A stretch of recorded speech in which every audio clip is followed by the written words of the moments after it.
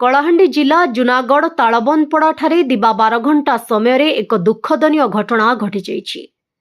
सूचना अनुसार जुनागढ़ सहरर तालबनपड़ार मृत युवकर घर पार्श्व थिबा एक पोखरी रे शव को उद्धार करिथिबार देखा देइछि।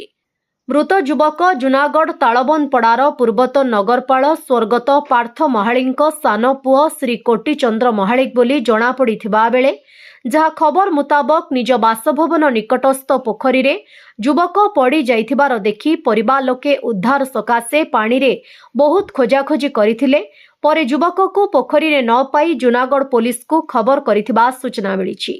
तापरे जुनागढ़ पुलिस टीम घटनास्थल रे पहुंची घटनास्थलरू पुलिस विभागीय अधिकारी जुनागढ़ अग्निशम विभाग को युवक को उद्धार करने सकाशे सूचना देथिले। अग्निशम विभागीय हाबिलदार एसके बारिक एवं बी सबरଙ୍କ कहिबा अनुसार जुनागढ़ थानारू खबर पाइबा परे तुरंत अग्निशम विभागीय लीडिंग फायर फाइटर टीम तथा मनोज विश्वाल, दिनमणि भोई, किशन माझी एवं जितेंद्र पटेल समेत घटनास्थल रे पहुंची दीर्घ आधा घंटा परे युवक को उद्धार करिबारे सफल होई युवक को जुनागढ़ मुख्य चिकित्सालय रे भर्ती करिथिबार सूचना देथिले। परे हॉस्पिटल रे कार्यरत थिबा डॉक्टर युवक को मृत घोषणा करिथिबार देखा देथिला।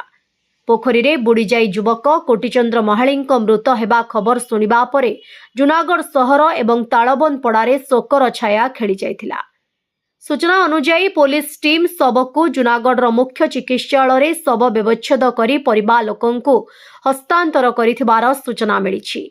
एने युवकर दुखद घटनार खबर पाई जुनागढ़ सहरर पूर्वतन नगरपाल मुकेश अग्रवाल, जुनागढ़ ब्लॉक रिपब्लिक ओडिशा प्रतिनिधि विजयभूषण दंडसेना समेत ए अंचलर अनेक मान्यगण्य व्यक्ति शोक प्रकाश करथिले। कलाहांडीरू विजुअल एडिटर भवानी गहिरଙ୍କ रिपोर्ट, ओडिशा हाइलाइट समाचार।